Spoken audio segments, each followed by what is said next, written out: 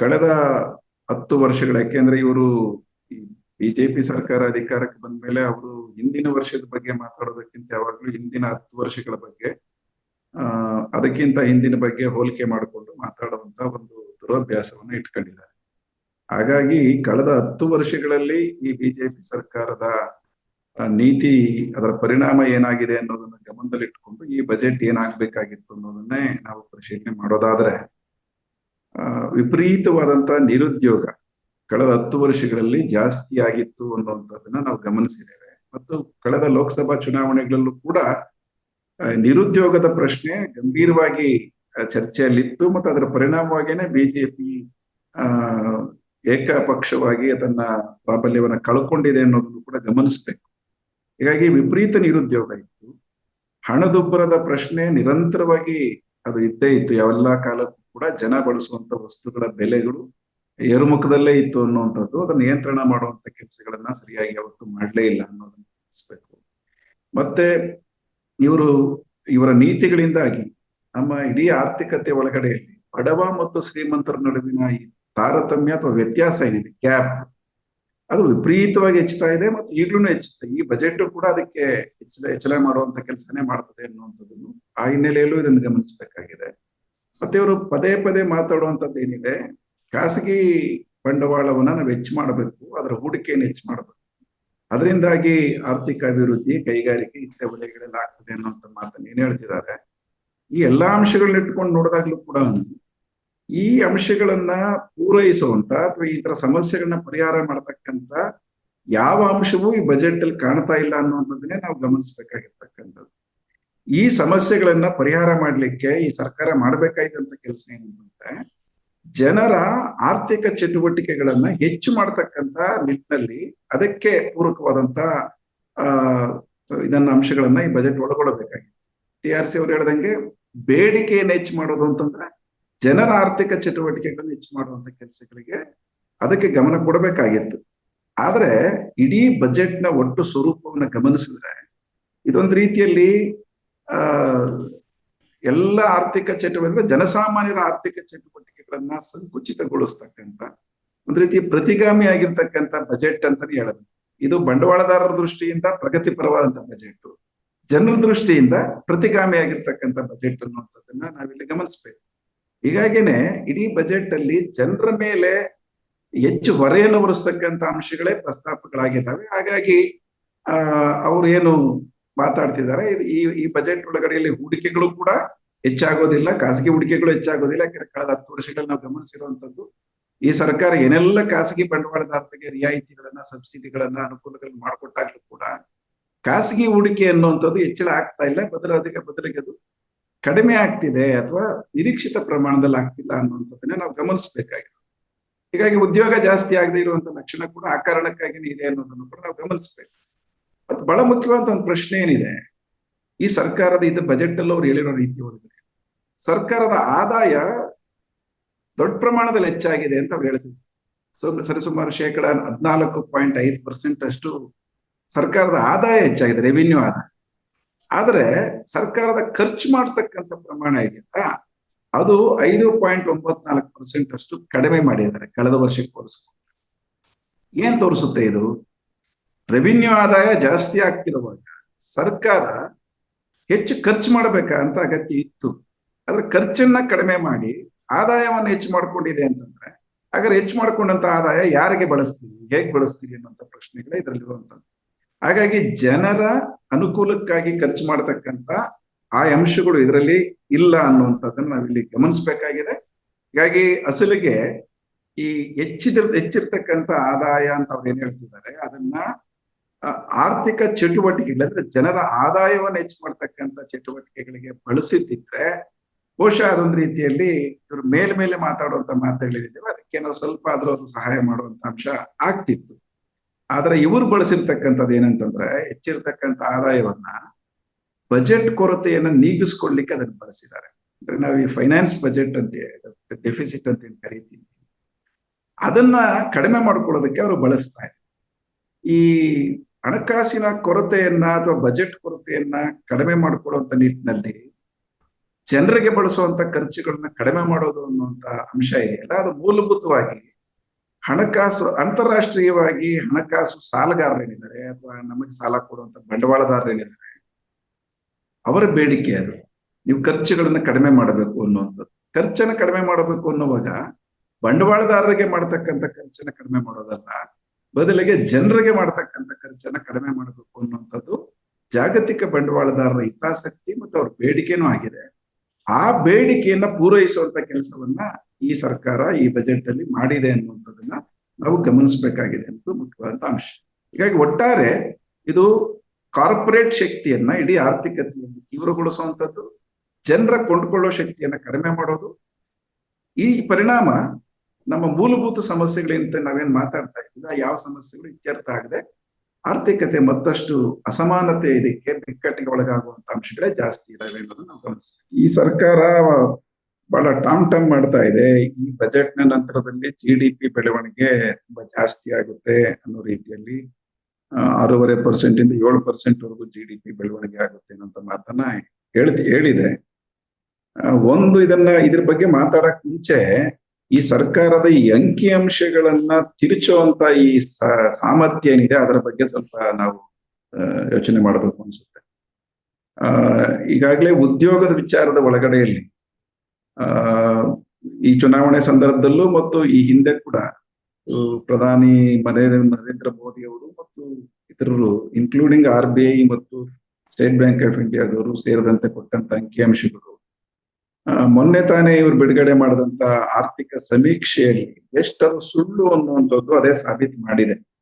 ಅಂದ್ರೆ ಉದ್ಯೋಗ ಸೃಷ್ಟಿ ಆಗಿಲ್ಲ, ಬದಲಿಗೆ ನಿರುದ್ಯೋಗ ಜಾಸ್ತಿ ಆಗಿದೆ ಅನ್ನೋಂಥ ಅಂಶನ ಆರ್ಥಿಕ ಸಮೀಕ್ಷೆ ಹೇಳಿದ್ರೆ, ಇವರು ಉದ್ಯೋಗ ಬಹಳ ದೊಡ್ಡ ಪ್ರಮಾಣದಲ್ಲಿ ಬೆಳೆದಿದೆ ಅಂತ ಹೇಳಿ ಇನ್ಕ್ಲೂಡಿಂಗ್ RBI ಅನ್ನು ಸೇರಿಸಿ ಸುಳ್ಳು ಹೇಳಿಸಿದ್ದಾರೆ ಅನ್ನೋದನ್ನ ಗಮನಿಸಬೇಕಾಗಿದೆ.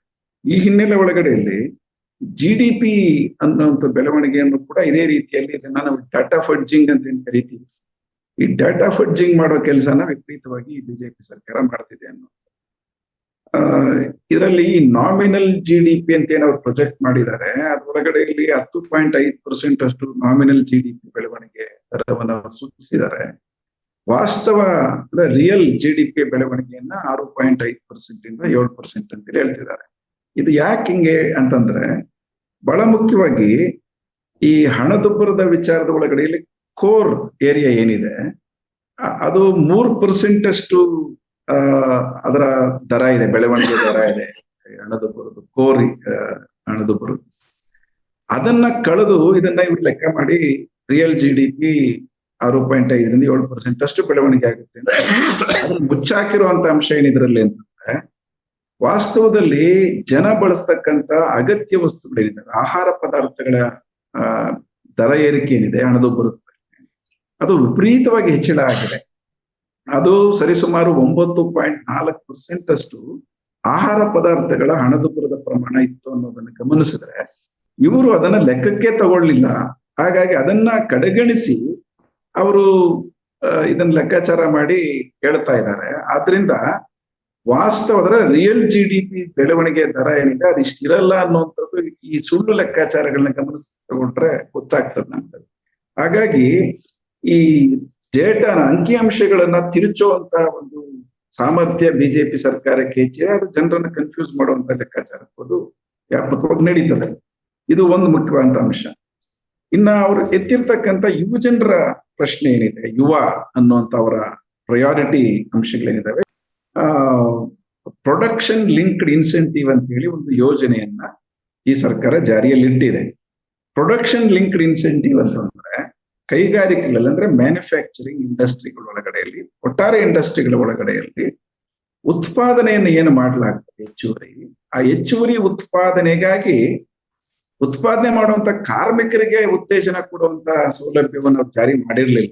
ಬದಲಿಗೆ ಆ ಕೈಗಾರಿಕೆಗಳ ಮಾಲೀಕರಿಗೆ, ಬಂಡವಾಳದಾರರಿಗೆ ಅವರಿಗೆ ಇನ್ಸೆಂಟಿವ್ ಕೊಡೋದು ಅನ್ನುವಂಥ ಲೆಕ್ಕಕ್ಕೆ ಈ ಯೋಜನೆಯನ್ನು ಜಾರಿ ಮಾಡಿದ್ರು. ಎಷ್ಟೋ ಕೈಗಾರಿಕೆಗಳು ತಾವು ಹಾಕದಂತ ಬಂಡವಾಳಕ್ಕಿಂತ ಹೆಚ್ಚಿನ ಲಾಭವನ್ನ ಈ ಪ್ರೊಡಕ್ಷನ್ ಲಿಂಕ್ಡ್ ಇನ್ಸೆಂಟಿವ್ ಹೆಸರಲ್ಲೇ ಗಳಿಸ್ಬಿಟ್ಟಿರುವಂತದನ್ನ ನಾವು ನೋಡಿದ್ದೀವಿ. ಹಾಗಾಗಿ ಅದು ಪೂರ್ತಿಯಾಗಿ ಬಂಡವಾಳದಾರರಿಗೆ, ಕಂಪನಿಗಳ ಮಾಲೀಕರುಗಳಿಗೆ ಲಾಭ ಮಾಡಿಕೊಡ್ತಕ್ಕಂಥ ಯೋಜನೆಯಾಗೇನೆ ಪ್ರೊಡಕ್ಷನ್ ಲಿಂಕ್ಡ್ ಇನ್ಸೆಂಟಿವ್ ಅಂತ ಹೇಳಿ ಈಗ ಅಸ್ತಿತ್ವದಲ್ಲಿ ಇದೆ. ಈಗ ಇವರು ಹೊಸದಾಗಿ ತಂದಿರುವಂತದ್ದೇನು ಎಂಪ್ಲಾಯ್ಮೆಂಟ್ ಲಿಂಕ್ಡ್ ಇನ್ಸೆಂಟಿವ್ ಅಂತ ಹೇಳಿ ತಂದಿದ್ದಾರೆ. ಇದು ಮೇಲ್ನೋಟಕ್ಕೆ ಏನೋ ಕಾರ್ಮಿಕರಿಗೆ ಉದ್ಯೋಗ ಪಡ್ಕೊಡುವಂತವ್ರಿಗೆ ಹೊಸದಾಗಿ ಬರುವಂತವ್ರಿಗೆ ಲಾಭ ಮಾಡ್ಕೊಡ್ತಿದೀವಿ ಅನ್ನೋ ರೀತಿಯಲ್ಲಿ ಅದನ್ನ ಬಿಂಬಿಸ್ತಾ ಇದ್ದಾರೆ. ಈಗ ಅದ್ರ ಒಳಗಡೆಯಲ್ಲಿ ನಾವು ಗಮನಿಸಿದ್ರೆ ಈಗ ಅವ್ರೇನ್ ಹೇಳ್ತಿದ್ದಾರೆ, 2 ವರ್ಷದಲ್ಲಿ 2 ವರ್ಷದಲ್ಲಿ ಕಾರ್ಮಿಕರಿಗೆ 15,000 ರೂಪಾಯಿಯಷ್ಟು ಒಂದು ಉದ್ಯೋಗ ಸೃಷ್ಟಿ ಆದ್ರೆ ಪ್ರತಿ ಉದ್ಯೋಗಕ್ಕೆ 15,000 ರೂಪಾಯಿಯನ್ನ ಅವರು ಇನ್ಸೆಂಟಿವ್ ಕೊಡ್ತಾರೆ. ಅದನ್ನು 3 ಕಂತುಗಳಲ್ಲಿ ಅಂದ್ರೆ 5,000 ರೂಪಾಯಿ ರೀತಿಯ ಕಂತುಗಳ ಒಳಗಡೆಯಲ್ಲಿ ಅವರು ಕಾರ್ಮಿಕರಿಗೆ ಕೊಡ್ತೀವಿ ಅಂತ ಹೇಳ್ತಾ ಇದ್ದಾರೆ. ಇದು ಒಮ್ಮೆ ಒಂದು ಉದ್ಯೋಗಿಗೆ ಕೊಡ್ತಕ್ಕಂತ ಹಣ ಇದು ಕೊಡ್ತಾರೆ ಅಂತಾನೆ ಅನ್ಕೊಂಡ್ಬಿಡೋಣ. ಆದ್ರೆ ಇದ್ರ ಪರಿಣಾಮ ಮಾಲೀಕರಿಗೆ ಅಂದ್ರೆ ಕೈಗಾರಿಕಾ ಮಾಲೀಕರಿಗೆ, ಬಂಡವಾಳದಾರರಿಗೆ ಏನ್ ಲಾಭ ಆಗುತ್ತೆ ಅನ್ನೋದು ನೀವು ಗಮನಿಸ್ಬೇಕು. ಅವರಿಗೆ 2 ವರ್ಷದಲ್ಲಿ ಪ್ರತಿ ತಿಂಗಳ ಇನ್ಸ್ಟಾಲ್ಮೆಂಟ್ ಅಲ್ಲಿ 72,000 ರೂಪಾಯಿ ಪ್ರತಿ ಉದ್ಯೋಗಕ್ಕೆ ಲಾಭ ಆಗುತ್ತೆ. ಅದನ್ನು ಕೂಡ ಅವರು ಘೋಷಣೆ ಮಾಡಿದ್ದಾರೆ. ಇದು ಬಹಳ ಮುಖ್ಯವಾಗಿ ಗಮನಿಸ್ಬೇಕಾಗತ್ತೆ. ಅಂದ್ರೆ ಒಬ್ಬ ಕಾರ್ಮಿಕನಿಗೆ 15,000 ರೂಪಾಯಿ ಇನ್ಸೆಂಟಿವ್ ಅಂತ ಹೇಳೋರು, ಅದೇ ಒಂದು ಉದ್ಯೋಗಕ್ಕೆ ಬಂಡವಾಳದಾರರಿಗೆ 72,000 ರೂಪಾಯಿ ಲಾಭ ಆಗ್ತಕ್ಕಂಥ ಯೋಜನೆಯನ್ನ ಇವರು ಇಟ್ಕೊಂಡಿದ್ದಾರೆ ಅಂತಂದ್ರೆ ಯಾರಿಗೆ ಇದರಿಂದ ಲಾಭ ಆಗುತ್ತೆ ಅನ್ನೋದನ್ನ ನಾವು ಗಮನಿಸಬೇಕಾಗಿದೆ. ಇದು ಒಂದು ಬಹಳ ಮುಖ್ಯವಾದಂತ ಅಂಶ. ಎರಡನೇದು, ಈ ಬಹಳ ದೊಡ್ಡ ಪ್ರಮಾಣದ ಹಣವನ್ನ ಅವರು ಈ ಕೌಶಲ್ಯದ ಬಗ್ಗೆ ಮಾತಾಡ್ತಾ ಇದ್ದಾರೆ. ಇದೊಂಥರ ವಿಶೇಷವಾದಂತ ಆಸಕ್ತಿದಾಯಕವಾದಂತ ಚರ್ಚೆ ಇತ್ತೀಚಿನ ವರ್ಷಗಳಲ್ಲಿ. ಭಾರತದಲ್ಲಿ ಕೌಶಲ್ಯವೇ ಇಲ್ವೇನೋ ಕೆಲಸ ಮಾಡೋರಿಗೆ ಅನ್ನೋ ರೀತಿ ಒಳಗಡೆ ಕೌಶಲ್ಯಾಭಿವೃದ್ಧಿ ಅಂತ ಹೇಳ್ತಿದ್ದಾರೆ. ಅಂದ್ರೆ ಉದ್ಯೋಗ ಸೃಷ್ಟಿ ಮಾಡೋದು ಅಂತಂದ್ರೆ ಕೌಶಲ್ಯಾಭಿವೃದ್ಧಿ ಮಾಡೋದು ಅಂತ ಹೇಳಿ, ಅಸಲಿಗೆ ಉದ್ಯೋಗ ಸೃಷ್ಟಿ ಮಾಡೋದಕ್ಕೆ ಅನ್ನೋದಕ್ಕಿಂತ ಹೆಚ್ಚಾಗಿ ಕೌಶಲ್ಯಾಭಿವೃದ್ಧಿ ಅಂತಂದ್ರೆ ಕೌಶಲ್ಯಾಭಿವೃದ್ಧಿಯ ಹೆಸರಿನಲ್ಲಿ ಕೌಶಲ್ಯಾಭಿವೃದ್ಧಿ ಎಲ್ಲಿ ಮಾಡೋದು, ಕೈಗಾರಿಕೆಗಳಲ್ಲೇ ಮಾಡೋದು ಅಂತ. ಈಗ ಕೌಶಲ್ಯಾಭಿವೃದ್ಧಿಯ ಹೆಸರಿನಲ್ಲಿ ಭಾರತ ಸರ್ಕಾರ ದೊಡ್ಡ ಪ್ರಮಾಣದ ಹಣವನ್ನ ಬಂಡವಾಳದಾರರಿಗೆ ವರ್ಗಾವಣೆ ಮಾಡತಕ್ಕಂಥ ಕೆಲಸವನ್ನು ಮಾಡ್ತದೆ. ಈಗ ಆಲ್ರೆಡಿ ಕೌಶಲ್ಯ ಅಭಿವೃದ್ಧಿ ಮಾಡ್ಲಿಕ್ಕೆ ಕೈಗಾರಿಕೆಗಳಲ್ಲಿ ಭಾರತ ಸರ್ಕಾರದ ಯೋಜನೆಗಳು, ರಾಜ್ಯ ಸರ್ಕಾರದ ಯೋಜನೆಗಳು ಬೇಕಾದಷ್ಟಿದಾವೆ. ಅದರಲ್ಲಿ ದೊಡ್ಡ ಪ್ರಮಾಣದ ಲೂಟಿಯನ್ನ ಮಾಡ್ತಾ ಇದ್ದಾರೆ ಬಂಡವಾಳಿಗರು. ಯಾಕೆ ಅಂತಂದ್ರೆ ಈಗ ಅಪ್ರೆಂಟಿಸ್ಶಿಪ್ ಸ್ಕೀಮ್ಗಳಿದಾವೆ. ಈ ಅಪ್ರೆಂಟಿಸ್ಶಿಪ್ ಸ್ಕೀಮ್ಗಳಲ್ಲಿ ಹಲವಾರು ರೀತಿ ತಂದುಬಿಟ್ಟಿದ್ದಾರೆ. ಈಗ ಮೊದಲಾದ್ರೆ ಅಪ್ರೆಂಟಿಸ್ಶಿಪ್ ಅಂತಂದ್ರೆ ಕೈಗಾರಿಕೆಗಳಲ್ಲಿ ಉದ್ಯೋಗ ತರಬೇತಿ ಅವಧಿಗೆ ಆ ಕಾರ್ಖಾನೆಯ ಮಾಲೀಕರು ಉದ್ಯೋಗ ತರಬೇತಿ ಪಡ್ಕೊಳ್ತಕ್ಕಂಥ ಕೌಶಲ್ಯವನ್ನು ಬೆಳೆಸ್ಕೊಳ್ತಕ್ಕಂಥ ಒಬ್ಬ ಅಭ್ಯರ್ಥಿಗೆ ಅವರು ಸ್ಟೈಫಂಡ್ ಅನ್ನು ಕೊಡಬೇಕಾಗಿತ್ತು. ಅದು ಮಾಲೀಕರ ಕರ್ತವ್ಯ ಆಗಿತ್ತು. ಆದ್ರೆ ಬರ್ಬರ್ತಾ ಇವತ್ತು ಏನಾಗಿದೆ ಅಂತಂದ್ರೆ ಈ ಕೌಶಲ್ಯದ ಹೆಸರಿನಲ್ಲಿ ಸರ್ಕಾರ ಮಾಲೀಕರಿಗೆ, ಅಂದ್ರೆ ಬಂಡವಾಳದಾರರಿಗೆ ಸಬ್ಸಿಡೈಸ್ ಮಾಡುವಂಥದ್ದು. ಹೀಗಾಗಿ ಮಾಲೀಕರು ಹಣ ಕೊಡಬೇಕಾಗಿಲ್ಲ ಕೌಶಲ್ಯದ ಹೆಸರಿನಲ್ಲಿ ತರಬೇತಿಗೆ, ಸರ್ಕಾರನೇ ಕೊಡುತ್ತೆ ಅನ್ನುವಂಥದ್ದು. ಅಂದ್ರೆ ಇದು ಯಾರಿಗೆ ಸಬ್ಸಿಡಿ ಕೊಟ್ಟಂಗಾಯ್ತು? ಉದ್ಯೋಗ ಪಡ್ಕೋಬೇಕಾಗಿರ್ತಕ್ಕಂಥ ಕಾರ್ಮಿಕರಿಗೂ ಅಥವಾ ಕಾರ್ಮಿಕರಾಗುವಂತವ್ರಿಗೂ ಅಲ್ಲ, ಬದಲಿಗೆ ಬಂಡವಾಳದಾರರಿಗೆ ಸಬ್ಸಿಡಿ ಕೊಡುವಂತ ಸ್ಕೀಮ್ ಇದು. ಆ ಸ್ಕೀಮ್ಗಳನ್ನೇ ಸಾಕಷ್ಟು ಬದಲಾಯಿಸಿಬಿಟ್ಟಿದ್ದಾರೆ. ಪೂರ್ತಿಯಾಗಿ ಕೆಲಸಗಳನ್ನೇ ಮಾಡಿಸ್ಕೊಳ್ತಾರೆ. ಕೌಶಲ್ಯದ ಅಭಿವೃದ್ಧಿ ಹೆಸರಿನಲ್ಲಿ, ತರಬೇತಿ ಹೆಸರಿನಲ್ಲಿ ಪೂರ್ತಿಯಾಗಿ ಉದ್ಯೋಗವನ್ನ ಅವರಿಂದ ಕೆಲಸಗಳನ್ನ ತಗೊಳ್ತಾರೆ. ಹೀಗಾಗಿ ಏನು ಉತ್ಪಾದನೆಯನ್ನು ಮಾಡ್ಲಾಗ್ತದೆ ಆ ಉತ್ಪಾದನೆಯ ಲಾಭವನ್ನು ಬಂಡವಾಳದಾರರು ಮಾಲೀಕರು ಪಡ್ಕೊಳ್ತಾರೆ. ಬದಲಿಗೆ ಅವರಿಗೆ ನಾವು ತರಬೇತಿ ಕೊಡ್ತಿದ್ದೀವಿ ಅನ್ನೋಂಥ ಹೆಸರಿನ ಒಳಗಡೆಯಲ್ಲಿ ಸರ್ಕಾರದಿಂದನೂ ಹಣ ಪಡ್ಕೊಳ್ತಾರೆ. ಈ ರೀತಿಯಲ್ಲಿ ಡಬಲ್ ಲಾಭವನ್ನ ಇವತ್ತು ಬಂಡವಾಳದಾರರಿಗೆ ಮಾಡ್ಲಿಕ್ಕೆ ಈ ಕೌಶಲ್ಯದ ಪ್ರಶ್ನೆಯನ್ನು ಮಾತಾಡ್ತಾ ಇದ್ದಾರೆ. ಇದಕ್ಕೆ ಇವರು ಅಧಿಕೃತವಾಗಿ ಇವತ್ತು ಹೇಳ್ತಿರ್ತಕ್ಕಂಥದ್ದು ಏನು ನಾವಿಲ್ಲಿ ಗಮನಿಸಿದ್ರೆ, ಈಗಾಗಲೇ ಹೇಳಿದಂತೆ ಸುಮಾರು 2 ಲಕ್ಷ ಕೋಟಿ ರೂಪಾಯಿಗಳು ಒಟ್ಟಾರೆ ಉದ್ಯೋಗದ ಹೆಚ್ಚಳ ಮತ್ತು ಕೌಶಲ್ಯ ತರಬೇತಿ ಹೆಸರಿಗೆ ಅಂತ ಹೇಳಿ, ಅದರೊಳಗಡೆಯಲ್ಲಿ 1,48,000 ಕೋಟಿ ರೂಪಾಯಿಯಷ್ಟು ಶಿಕ್ಷಣ, ತರಬೇತಿ, ಕೌಶಲ್ಯ ಮತ್ತು ಉದ್ಯೋಗ ಅನ್ನೋಂಥ ಹೆಸರುಗಳಲ್ಲಿ ಇವೆಲ್ಲ ಹೇಳ್ತಿದ್ದಾರೆ. ಇದು ವಾಸ್ತವದಲ್ಲಿ ನಾವು ಹಿಂದಕ್ಕೆ ನೋಡಿದ್ರೆ, ಹಿಂದೆ ಇವರು ಪ್ರೊಡಕ್ಷನ್ ಲಿಂಕ್ಡ್ ಇನ್ಸೆಂಟಿವ್ ಹೆಸರಲ್ಲಿ ಏನೆಲ್ಲ ಕೊಟ್ಟಿದಾರಲ್ಲ, ಅದು ಏನಾಗಿದೆ ಅಂತ ಏನಾದ್ರು ಅಂಕಿಅಂಶಗಳು ಸರ್ಕಾರದಲ್ಲಿ ಇದೆಯಾ? ಎಷ್ಟು ಉದ್ಯೋಗಗಳು ಅಸಲು ಸೃಷ್ಟಿಯಾಗಿದ್ದಾವೆ ಅಂತ ಏನಾದ್ರೆ ಪ್ರೊಡಕ್ಷನ್ ಲಿಂಕ್ಡ್ ಇನ್ಸೆಂಟಿವ್ ಇಂದಾಗಿ ಏನ್ ಲಾಭ ಆಯ್ತು, ಯಾರಿಗೆ ಲಾಭ ಆಯ್ತು? ಯಾವುದೇ ಹೊಣೆಗಾರಿಕೆ ಇಲ್ಲದೆ ಇರತಕ್ಕಂಥ ಯೋಜನೆಯಾಗಿ PLI ಜಾರಿಯಲ್ಲಿದೆ. ಸರ್ಕಾರ ಸುಮ್ಮನೆ ಹಣವನ್ನ ಬಂಡವಾಳದಾರ ವರ್ಗಾವಣೆ ಮಾಡುವಂತ ಯೋಜನೆಯಾಗಿ ಇಟ್ಕೊಂಡಿದ್ದಾರೆ. ಅದೇ ರೀತಿಯಲ್ಲಿ PF ಅನ್ನ ಕೊಡ್ಲಿಕ್ಕೆ, PF ಕೊಡಬೇಕು ಅನ್ನುವಂಥದ್ದು ಎಂಪ್ಲಾಯೀಸ್ ಪ್ರಾವಿಡೆಂಟ್ ಫಂಡ್, ಅದೊಂದು ಕಾನೂನುಬದ್ಧ ಹೊಣೆಗಾರಿಕೆ ಬಂಡವಾಳದಾರರ ಮೇಲೆ, ಮಾಲೀಕರ ಮೇಲೆ ಇದ್ದಂಥದ್ದು. ಅದಕ್ಕೂ ಕೂಡ ಸಬ್ಸಿಡಿಯನ್ನು ಕೊಡ್ತಾರೆ, ಸರ್ಕಾರನೇ ಕೊಡುತ್ತೆ. ಹೀಗಾಗಿ ಉದ್ಯೋಗ ಸೃಷ್ಟಿಯ ನೆಪದಲ್ಲಿ, ಉದ್ಯೋಗ ಅಸಲಿ ಸೃಷ್ಟಿ ಆಗಲ್ಲ ಇದರೊಳಗಡೆಯಲ್ಲಿ, ಆ ನೆಪದಲ್ಲಿ ಬಂಡವಾಳದಾರರಿಗೆ ಲಕ್ಷಾಂತರ ಕೋಟಿ ರೂಪಾಯಿಗಳನ್ನು ವರ್ಗಾವಣೆ ಮಾಡ್ತಕ್ಕಂಥ ಒಂದು ಯೋಜನೆ. ಹೀಗಾಗಿನೇ ನಾವು ಇದನ್ನ ಹೇಳುವಂಥದ್ದು, ಇದು ಬಂಡವಾಳದಾರರಿಗೆ ಸರ್ಕಾರದ ಹಣವನ್ನ ವರ್ಗಾವಣೆ ಮಾಡ್ತಕ್ಕಂಥ ಯೋಜನೆ, ಬದಲಿಗೆ ಉದ್ಯೋಗ ಸೃಷ್ಟಿ ಮಾಡುವಂತ ಯೋಜನೆಯಾಗಿ ಇದರಲ್ಲಿ ಇಲ್ಲ. ಇದು ಯುವಜನರ ಪರವಾಗಿರ್ತಕ್ಕಂಥದ್ದು ಅಲ್ಲ ಅನ್ನುವಂಥದ್ದನ್ನ ನಾವು ಸ್ಪಷ್ಟವಾಗಿ ಇದರಲ್ಲಿ ಗಮನಿಸ್ಬೇಕಾದ್ರೆ ಒಂದು ರೀತಿ ಗಿಮಿಕ್ ಅನ್ನ ಮಾಡ್ತಾ ಇದೆ ಇದು ಸರ್ಕಾರ ಅನ್ನುವಂಥದ್ದು ಒಂದು. ಎರಡನೇ ಪ್ರಶ್ನೆ ನೋಡ್ರಿ, ನಾನು ಆಗ್ಲೇ ಹೇಳಿದೆ, ಖರ್ಚುಗಳನ್ನ ಹೇಗೆ ಕಡಿಮೆ ಮಾಡ್ತಿದ್ದಾರೆ, ಇದರಿಂದ ಜನರ ಕೊಂಡುಕೊಳ್ಳೋ ಶಕ್ತಿ ಮತ್ತಷ್ಟು ಕುಸಿತ ಆಗ್ತದೆ ಯಾಕೆ ಅನ್ನುವಂಥದ್ರ ಬಗ್ಗೆ ಈಗಾಗಲೇ TRC ಅವರು ಉದ್ಯೋಗ ಖಾತ್ರಿ ಯೋಜನೆಗೆ ಸಂಬಂಧಪಟ್ಟಂತೆ ಸಾಕಷ್ಟು ವಿವರಗಳನ್ನು ಕೊಟ್ಟಿದ್ದಾರೆ. ಈ ಇದರೊಳಗಡೆಯಲ್ಲಿ ನೀವು ಗಮನಿಸಿದ್ರೆ ನೋಡಿ, ರಸಗೊಬ್ಬರದ ಸಬ್ಸಿಡಿಯನ್ನ ಕೃಷಿಗೆ ಸಂಬಂಧಪಟ್ಟಂತೆ ಮಾತಾಡೋದಾದ್ರೆ ರಸಗೊಬ್ಬರದ ಸಬ್ಸಿಡಿಯನ್ನ ಸುಮಾರು 20-20 ಕೋಟಿ ರೂಪಾಯಿ ಕಡಿಮೆ ಮಾಡಿದ್ದಾರೆ. ಆಹಾರದ ಸಬ್ಸಿಡಿ ಬಹಳ ಮುಖ್ಯವಾಗಿ ಗಮನಿಸಬೇಕಾಗಿರೋದು, ಈಗ ಅವರು ಚುನಾವಣೆಗೆ ಮುಂಚೆ ಈ ಭಾರತ್ ರೈಸ್ ಅಂತೇಳಿ ಒಂದು ನಾಟಕ ಮಾಡೋದು, ಗಿಮಿಕ್ ಅನ್ನು ಮಾಡೋದು. ಈ ಭಾರತ್ ರೈಸು ಕೂಡ ಈಗ ಬರ್ತಾ ಇಲ್ಲ. ಬದಲಿಗೆ ಈಗ ಆಲ್ರೆಡಿ ಇರ್ತಕ್ಕಂಥ ಪಡಿತರ ವ್ಯವಸ್ಥೆ ಕೊಡ್ತಕ್ಕಂಥ ಆಹಾರದ ಸಬ್ಸಿಡಿ ಏನಿದೆ ಅದನ್ನ ಸರಿಸುಮಾರು 7,000 ಕೋಟಿ ರೂಪಾಯಿಯಷ್ಟು ಕಡಿತ ಮಾಡಿದ್ದಾರೆ.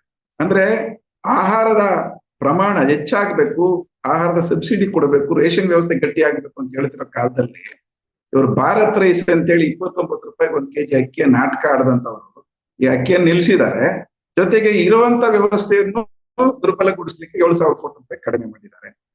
ಶಿಕ್ಷಣ, ಗ್ರಾಮೀಣಾಭಿವೃದ್ಧಿ, ಆರೋಗ್ಯದ ಇವುಗಳಿಗೆ ಬಹುತೇಕ ಬಜೆಟ್ ಅನ್ನ ಸ್ಥಗಿತಗೊಳಿಸಿದರೆ, ಹೆಚ್ಚಿನ ಮಾಡಿಲ್ಲ. LPG ಸಬ್ಸಿಡಿಯನ್ನ ಇದು ಗಮನಿಸಬೇಕಾಗಿರುವಂತದ್ದು, ಸುಮಾರು 2.5% ಅಷ್ಟು LPG ಸಬ್ಸಿಡಿಯನ್ನ ಕಟ್ ಮಾಡಿದ್ದಾರೆ, ಅದಕ್ಕೆ ಕೊಡುವಂತ ಬಜೆಟ್ ಅನ್ನು ಕಟ್ ಮಾಡಿದ್ದಾರೆ. ಮತ್ತೆ ಕಾರ್ಮಿಕರಿಗೆ ಅಂತ ಹೇಳಿ ಕೊಡ್ತಾ ಇದ್ದಂತ ಲೇಬರ್ ವೆಲ್ಫೇರ್ ಫಂಡ್ ಅಂತ ಏನಿತ್ತು, ಅಸಂಘಟಿತ ಕಾರ್ಮಿಕರಿಗೆ ಅಂತ ಹೇಳಿದಂತ ಕಲ್ಯಾಣ ಮಂಡಳಿ, ಅದಕ್ಕೆ ಕೊಡ್ತಾ ಇದ್ದಂತ ಹಣವನ್ನ 1,200 ಕೋಟಿ ರೂಪಾಯಿ ಕಡಿತ ಮಾಡಿದ್ದಾರೆ. ಮತ್ತೆ ಒಟ್ಟಾರೆ ಲೇಬರ್ ಬಜೆಟ್ ಏನಿದೆ ಕಾರ್ಮಿಕರಿಗೆ ಅಂತೇಳಿ ಒಟ್ಟಾರೆ ಬಜೆಟ್ ಒಳಗಡೆಯಲ್ಲಿ 3,000 ಕೋಟಿ ರೂಪಾಯಿ ಕಡಿತ ಮಾಡಿದ್ದಾರೆ. ಇನ್ನ ಕೃಷಿಗೆ ಕೊಡ್ತಾ ಇದ್ದಂತ ಕ್ರಾಪ್ ಇನ್ಶೂರೆನ್ಸ್ ಏನಿದೆ, ಆ ಬೆಳೆ ವಿಮೆ, ಅದದ್ದು 1,500 ಕೋಟಿ ರೂಪಾಯಿ ಕಡಿಮೆ ಮಾಡಿದ್ದಾರೆ. ಗ್ರಾಮೀಣ ಅಭಿವೃದ್ಧಿ ನಿಧಿ ಅಂತ ಏನಿದೆ ಅದ್ರ 20% ಕಟ್ ಮಾಡಿದ್ದಾರೆ. ಈ ರೀತಿ ನೀವು ಜನಸಾಮಾನ್ಯರಿಗೆ ಬಳಕೆಗೆ ಬರ್ತಕ್ಕಂತ ಎಲ್ಲಾ ವೆಚ್ಚಗಳನ್ನ ಈ ರೀತಿ ಕಡಿತ ಮಾಡ್ತಾ ಹೋಗಿರುವಂತದ್ದು ಈ ಬಜೆಟ್ ಅಲ್ಲಿ ನಾವು ಬಹಳ ಸ್ಪಷ್ಟವಾಗಿ ನೋಡ್ಬೋದು ಅನ್ನುವಂಥದ್ದು ಒಂದು. ಕೃಷಿಗೆ ಸಂಬಂಧಪಟ್ಟಂತೆ ನೀವು ಮಾತಾಡೋದಾದ್ರೆ, ಅದಕ್ಕೆ ಮುಂಚೆ ಕೃಷಿಗೆ ಸಂಬಂಧಪಟ್ಟಂತೆ ಮಾತಾಡೋದಾದ್ರೆ ಒಂದು ಅಂಶನ ನಾವು ಗಮನಿಸ್ಬೇಕು ನೋಡಿ. ಇಡೀ ಬಿಜೆಪಿಯ ಹಿನ್ನಡೆಗೆ ಈ ಚುನಾವಣೆಯಲ್ಲಿ ಅವರು ರೈತರ ವಿರೋಧವಾಗಿ ಅನುಸರಿಸಿದಂತ ನೀತಿಗಳು ಮತ್ತು ಕೃಷಿ ನೀತಿಗಳೇನಿದಾವೆ ಅದ್ರ ಏನು ಅವ್ರಿಗೆ ಪಾಠ ಕಲಿಸ್ಬೇಕಾಗಿತ್ತು, ಅದು ಪಾಠ ಕಲಿಸಿಲ್ಲ ಅನ್ನುವಂಥದ್ದು ಈ ಬಜೆಟ್ ಅಲ್ಲಿ ಬಹಳ ಸ್ಪಷ್ಟವಾಗಿ ಗೊತ್ತಾಗ್ತಾ ಇದೆ. ಇಷ್ಟೆಲ್ಲ ರೈತರು ಈ ಸರ್ಕಾರ ವಿರೋಧ ಮಾಡಿದಾಗ್ಲೂ ಕೂಡ ರೈತರಿಗೆ ಬೇಕಾದಂತ ಅಂಶಗಳನ್ನ ಇದರಲ್ಲಿ ಜಾರಿಗೆ ತರಲಿಲ್ಲ.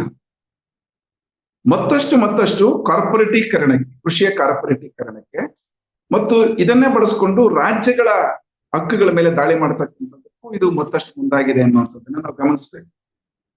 ಕೃಷಿ ಮತ್ತು ಸಂಬಂಧಿತ ಕ್ಷೇತ್ರಗಳಿಗೆ ಒಟ್ಟಾರೆ ಬಜೆಟ್ ನಿರಂತರವಾಗಿ ಕಡಿಮೆ ಮಾಡ್ತಾ ಇದ್ದಾರೆ ಅನ್ನೋದನ್ನ ನಾವು ಗಮನಿಸ್ಬೇಕು.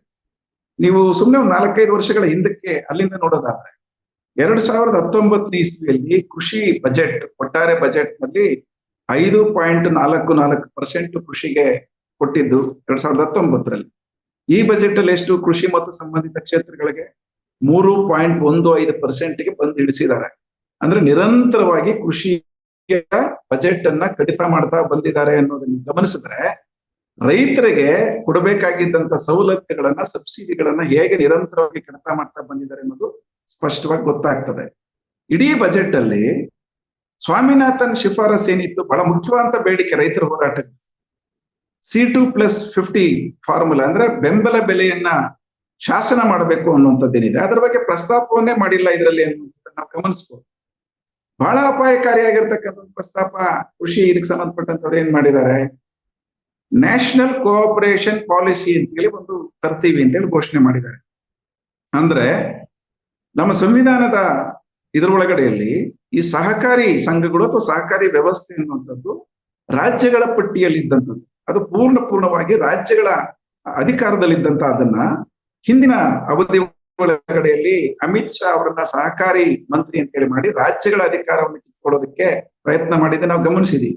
ಹೀಗಾಗಿನೇ ಕರ್ನಾಟಕದ ನಂದಿನಿಯನ್ನ ನಾಶ ಮಾಡಿ ಗುಜರಾತ್ನ ಅಮೂಲನ್ನ ರಾಷ್ಟ್ರವ್ಯಾಪಿ ಏರ್ಬೇಕು ಅಂತ ಅವ್ರು ಪ್ರಯತ್ನ ಮಾಡಿದ್ದು ಕೂಡ ಅದರ ಭಾಗವಾಗಿನೇ. ಈ ಬಜೆಟ್ ಅಲ್ಲಿ ಅದನ್ನ ಇನ್ನೊಂದಷ್ಟು ಮುಂದುವರಿಸಿರೋದೇನಂತಂದ್ರೆ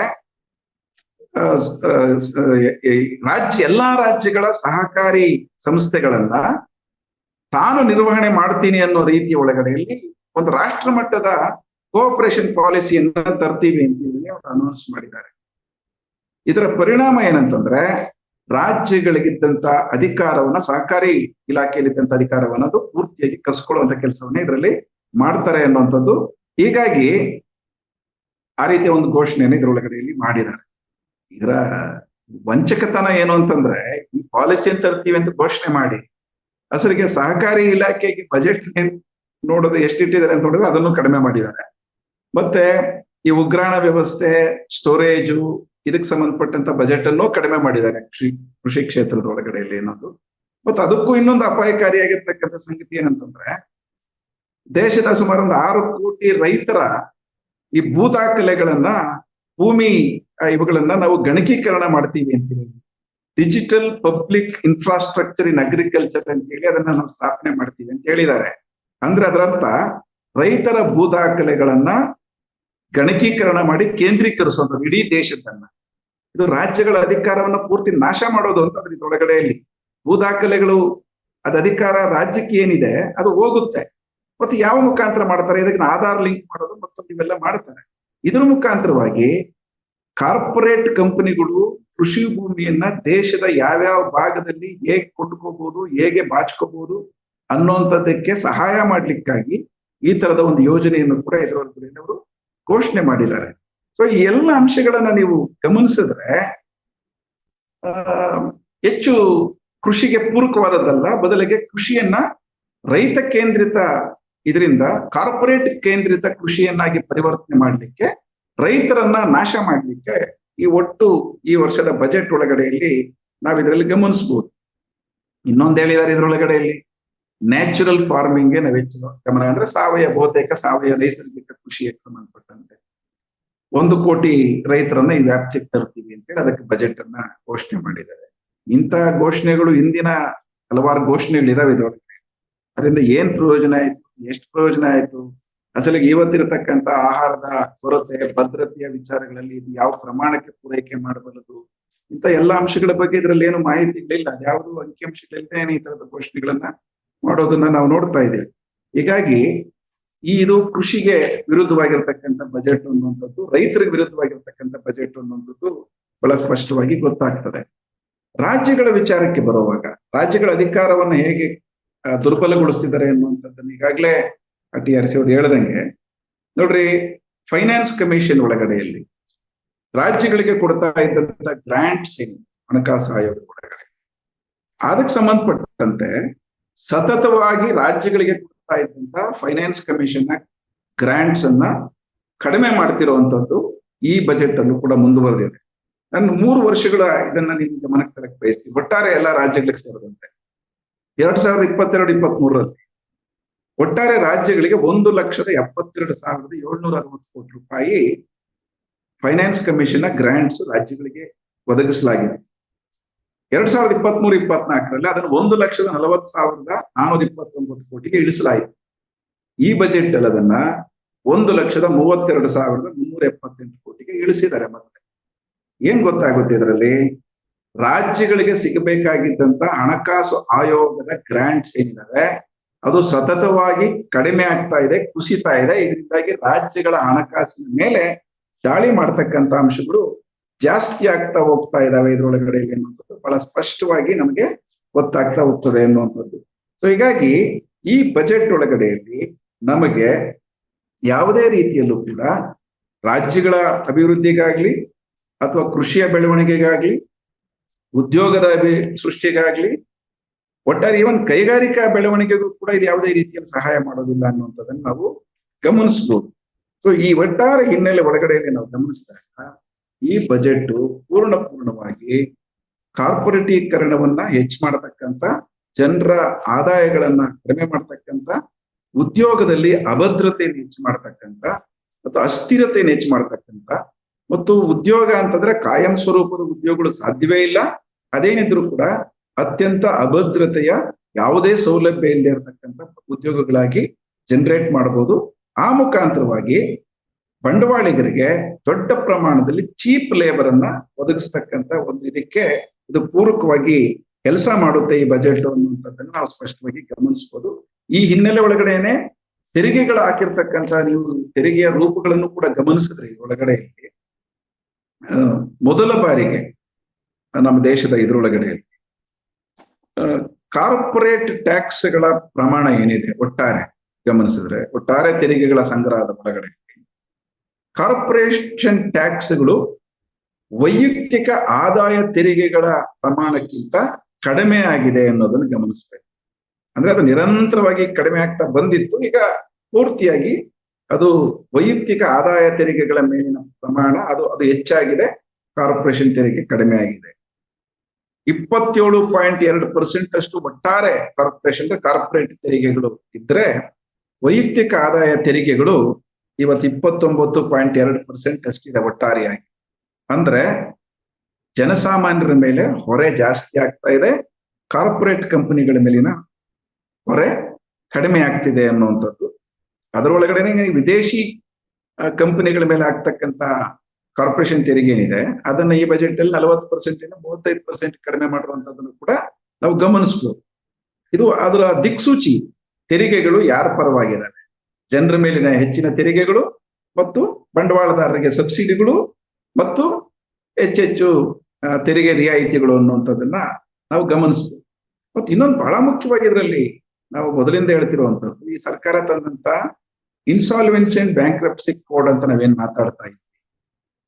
ಈಗ ಬ್ಯಾಂಕ್ಗಳಿಂದ ಸಾಲ ಮಾಡ್ತವೆ ಕಂಪನಿ, 1 ವರ್ಷ ಆದ್ಮೇಲೆ 2 ವರ್ಷ ಆದ್ಮೇಲೆ ನಾನು ದಿವಾಳಿ ಆಗಿದ್ದೀನಿ ಘೋಷಣೆ ಮಾಡ್ತವೆ.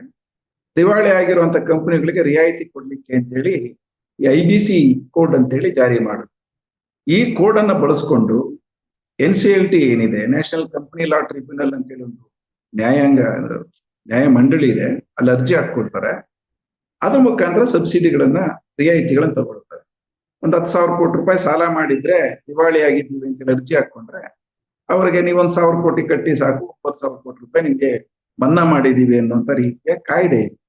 ಇದರ ಅಡಿಯಲ್ಲಿ ಅವರು ಘೋಷಣೆ ಮಾಡ್ಕೊಂಡಿರೋದೇನಂತಂದ್ರೆ, ನಾವು IBC ಕಾಯ್ದೆಯನ್ನ ಬಳಸಿ ಎಷ್ಟು ವಸೂಲಿ ಮಾಡಿದೀವಿ ಅಂತ ಹೇಳಿದ್ದಾರೆ ಹೊರತು ಎಷ್ಟು ಬಿಟ್ಕೊಟ್ಟಿವಿ ಅನ್ನುವಂಥದ್ದನ್ನ ಇದರಲ್ಲಿ ಹೇಳಿಲ್ಲ. ಇದು ಈ ನಯವಂಚಕತನದ ಅಥವಾ ವಂಚನೆಯ ಬಹಳ ಸ್ಪಷ್ಟವಾದಂತ ಅಂಶ. ಈ ಸರ್ಕಾರ ಬಹಳ ದೊಡ್ಡ ಪ್ರಮಾಣದಲ್ಲಿ IBC ಕಾಯ್ದೆಯನ್ನ ಬಳಸಿ ಬಂಡವಾಳದಾರರು, ಸಾಮಾನ್ಯ ಜನರ ಉಳಿತಾಯದ ಹಣ ಬ್ಯಾಂಕ್ ಏನಿದೆ ಅದನ್ನ ಮೋಸ ಮಾಡ್ತಿದ್ದಾರೆ, ವಂಚನೆ ಮಾಡ್ತಿದ್ದಾರೆ. ಅವರ ವಂಚನೆಯನ್ನ ಸಮರ್ಥನೆ ಮಾಡ್ಲಿಕ್ಕೆ IBC ಒಳಗಡೆಯಲ್ಲಿ ಕೇಂದ್ರ ಸರ್ಕಾರ ಬಂಡವಾಳದಾರರಿಗೆ ಲಾಭವನ್ನು ಮಾಡಿಕೊಡೋ ಕೆಲಸವನ್ನ ಮಾಡ್ತಾ ಇದೆ. ಸೊ ಈ ರೀತಿಯ ಒಳಗಡೆಯಲ್ಲಿ ಈ ಬಜೆಟ್ ಯಾವ ರೀತಿಯಲ್ಲೂ ಕೂಡ ಆಂತರಿಕ ಬೇಡಿಕೆಯನ್ನು ಹೆಚ್ಚು ಮಾಡಲ್ಲ, ಜನರ ಆರ್ಥಿಕ ಚಟುವಟಿಕೆಗಳನ್ನು ಉತ್ತಮಪಡಿಸೋದಿಲ್ಲ, ಜನರ ಆದಾಯವನ್ನ ಹೆಚ್ಚು ಮಾಡೋದಿಲ್ಲ. ಈ ಯಾವಾಗ ಜನರ ಆದಾಯ ಹೆಚ್ಚಾಗಲ್ಲ, ಆರ್ಥಿಕ ಚಟುವಟಿಕೆಗಳು ಹೆಚ್ಚಾಗಲ್ಲ, ಬೇಡಿಕೆ ಕುಸಿತದೆ ಹೊರತು ಬೇಡಿಕೆ ಹೆಚ್ಚಾಗಲ್ಲ.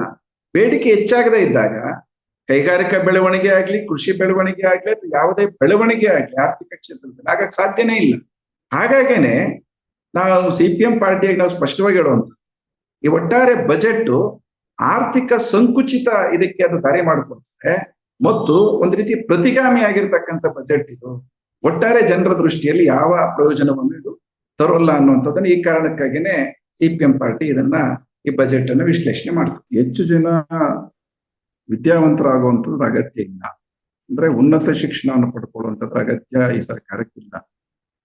ಯಾವ ರೀತಿಯಲ್ಲಿ ಬ್ರಿಟಿಷರ ಕಾಲದಲ್ಲಿ ಬ್ರಿಟಿಷರ ಅವರ ಲಾಭದ ಲೂಟಿಯ ಅನುಕೂಲಕ್ಕೆ ಒಂದಷ್ಟು ಜನ ವಿದ್ಯಾವಂತರು ಕೆಲಸ ಮಾಡೋದಕ್ಕೆ ಬೇಕಾಗಿತ್ತು, ಅಷ್ಟೇ ಈ ಸರ್ಕಾರಕ್ಕೂ ಕೂಡ ಯೋಚನೆ ಇರುವಂತ. ಎಲ್ಲವನ್ನೂ ನೀವು ಬಂಡವಾಳೀಕರಣ ಮಾಡಬೇಕು ಅಂತೇಳಿ ಇಡೀ ಆರ್ಥಿಕತೆಯನ್ನೇ ಬಂಡವಾಳದಾರರ ಪರವಾಗಿ ರೂಪಿಸ್ಲಿಕ್ಕೆ ಅಂತೇಳಿ ಹೊರಟಿರುವಾಗ ಸಹಜವಾಗಿನೇ ಅದಕ್ಕೆ ಪೂರಕವಾದಂತ ಶಿಕ್ಷಣ ಅಂತೇಳಿ ಅವರು ನಿರೀಕ್ಷೆ ಮಾಡ್ತಾರೆ. ಸಾರ್ವಜನಿಕ ಶಿಕ್ಷಣ ಅನ್ನುವಂಥದ್ದು ಅವರಿಗೆ ಅಪತ್ಯದ ವಿಚಾರ. ಈ ರೀತಿ ಇರೋದ್ರಿಂದಾಗಿ ಸಹಜವಾಗೇನೆ ಶಿಕ್ಷಣ ಉಳ್ಳವರು ಸ್ವತ್ತಾಗಬೇಕು, ಹಣವಂತರ ಸ್ವತ್ತಾಗಬೇಕು. ಹೀಗಾಗಿ ನೀವು ಸರ್ಕಾರ ಹಣ ಕೊಡಕ್ಕಾಗಲ್ಲ, ಖರ್ಚು ಮಾಡಲ್ಲ. ಈಗ ಓದಬೇಕು ಅನ್ನುವಂತ ಆಕಾಂಕ್ಷೆ, ಅಭೀಪ್ಸೆ ಸಾಮಾನ್ಯ ಜನರಲ್ಲಿ ಬೆಳೀತಾ ಇದೆ.